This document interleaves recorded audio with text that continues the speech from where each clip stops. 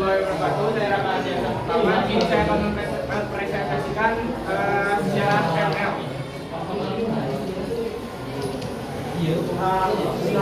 Mobile Legends adalah game yang sangat terkenal di Asia. Terus ini juga bukan sekedar hiburan, tapi telah menjadi bagian dari gaya hidup digital modern.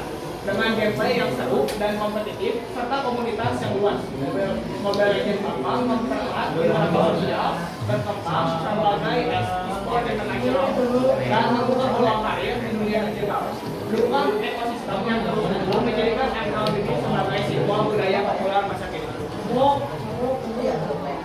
Sejarah singkat Mobile Legends dirilis dalam versi beta tahun 2016, lalu dirilis dalam versi beta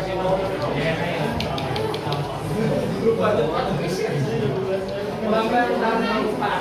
Mantel teknologi adalah seniman yang berpusat di Shanghai, Tiongkok, dan dikenal sebagai pengembang permainan muda. Ali berfokus pada game MOBA. Pada tahun 2021, Mantel diakuisisi oleh Sri Ibu TikTok yang memperkuat dukungan teknologi dan inovasi mereka dengan visi menghadirkan pengalaman bermain yang berkualitas dan hebat. Mantel terus berkembang di kancah industri game global. Mobile Legends di Indonesia merupakan salah satu basis pemain terbesar di Mobile Legends di dunia dengan jutaan pemain aktif sejak 2018. Liga resmi MPL Indonesia sukses menarik jutaan penonton yang musimnya. Tim e-sport besar seperti EVOS, RRQ, dan Onyx telah meraih prestasi internasional, memperkuat posisi Indonesia di dunia e-sport. Mobile Legends Bambang bahkan diakui sebagai cabang olahraga resmi di SEA Games, menegaskan peran penting Indonesia dalam perkembangan e-sport global. Kesimpulannya, Mobile Legends telah tumbuh pesat dari sekedar hiburan menjadi fenomena global yang mempengaruhi industri e-sport dan komunitas gamer di seluruh dunia, termasuk Indonesia. Lewat turnamen internasional dan prestasi tim-tim profesional, Mobile Legends Bambang membuktikan bahwa game mobile punya tempat di panggung dunia dan menjadi bagian penting dari budaya digital masa kini.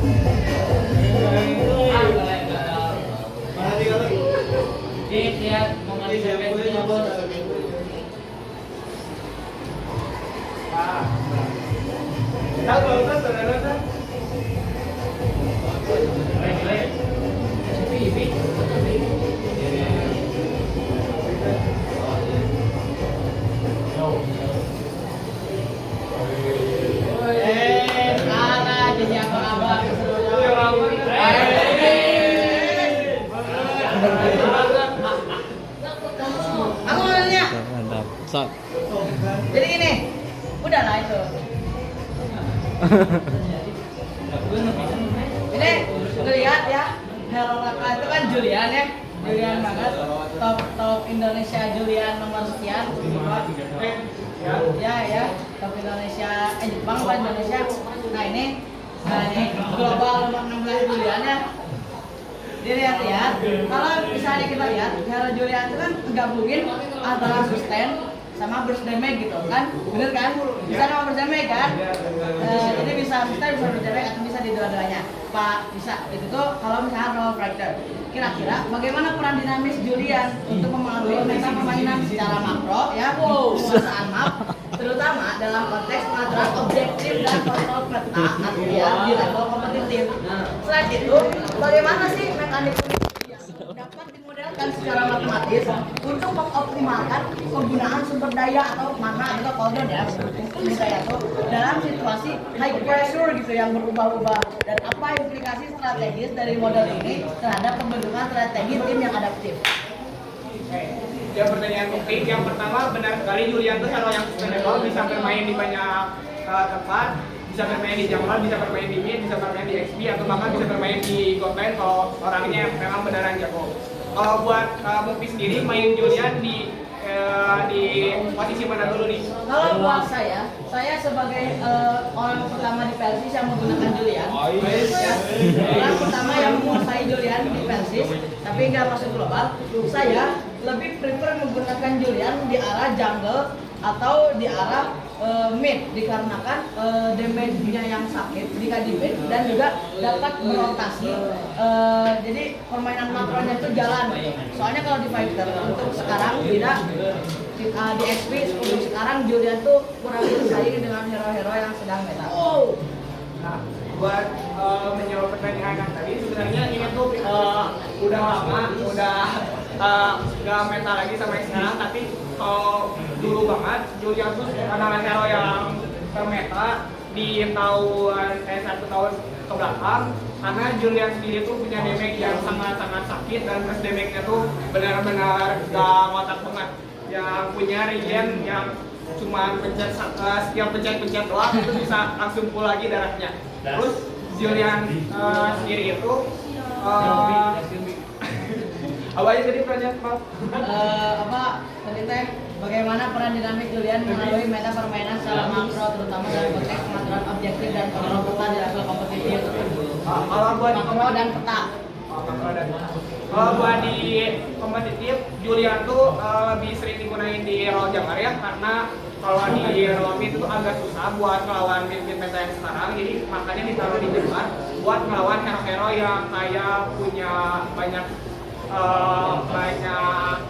assassin gitu lah pokoknya tuh yang kali ini bisa jadi adu kontes atau luar itu lebih enak gitu. Terus Julian sendiri itu Bagaimana cara ini optimalin penggunaan mana sama cooldownnya Julian teh? Kalau misalnya lagi high pressure nih, contoh tiba-tiba ada Min Sitar sama Grok sama dengan burst damage-nya dibantu sama Parsa, itu kan high pressure banget tuh.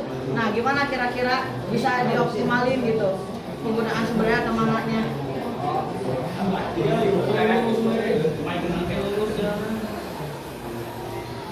tadi menunjukin Julian tadi. Oh iya caranya. Oh bukan nih, nggak ada misi. Oh ada deh. Ada ya misinya ya.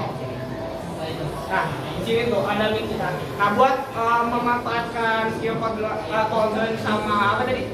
Sama mana? Sama mananya, itu tuh harus dikombinasiin sama buff biru, terus sama tim yang benar-benar mendukung. Jadi jangan main solo lah kalau mau enak mah.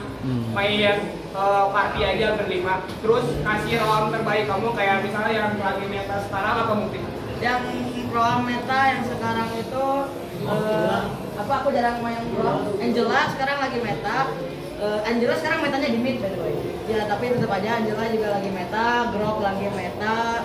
Terus yang nyesuaiin ya paling kayak Misita tuh penyesuaiin kalau lawannya warna kayak gitu lah, masih sama-sama kayak dulu kan. Ya. Nah, kalau membuat menyesuaikan cooldown sama itunya, cooldown sama mananya, usahain kalau buat cooldown itu pakai map biru kan jadi lebih cepat. Terus kalau misalnya bermain Julian itu diusahain jangan panik, kayak santai aja. Jangan group. Jadi utamain juga item kayak Winter sama Limo buat ganti-ganti item biar lebih maksimal bermain. Nah, ya. Oke, aman. So, yang lain ada. Tadi teh Naksu teh naon itu teh? Oh, nickname kan? Oh, nickname. Kan di bawahnya tuh ada global rank 17. Eta teh sadunia gitu. Ya sedunia. Sedunia atau se-Indonesia unggul. Sedunia. Tapi eta teh dengan tim gitu atau sendiri? Dulu tuh masih nggak punya compare tetap, jadi kayak party tetap, jadi kadang main sendiri, kadang trio gitu. Oh. Itu sama sekampung atau baladna sakumaha? Ada teman online kan? Teman online. Oh, iya. Ada pertanyaan terakhir ya, tapi ini sedikit mengulik masa lalu. Kira-kira apa faktor yang mempengaruhi ketika kita turnamen tapi kalah lawan timnya ada faktor yang mempengaruhi ketika turnamen kan kalah tuh. Kira-kira apa faktor kekalahan yang mempengaruhi ketika melawan tim Dava gitu. Dulu ya. Iya, betul. Waktu itu kalah dan jatuh di posisi 2 karena star syndrome. Jadi kayak merasa kayak saya paling baik daripada semuanya. Jadinya kayak merasa sombong dan kayak nggak hati-hati lah. Jadi kalah sedikit di poin 43. Apakah tidak ada faktor lain kayak tim atau Saya tidak menyalahkan tim, tapi lihat dari saya sendiri, kayaknya saya terlalu keras yang kampanye.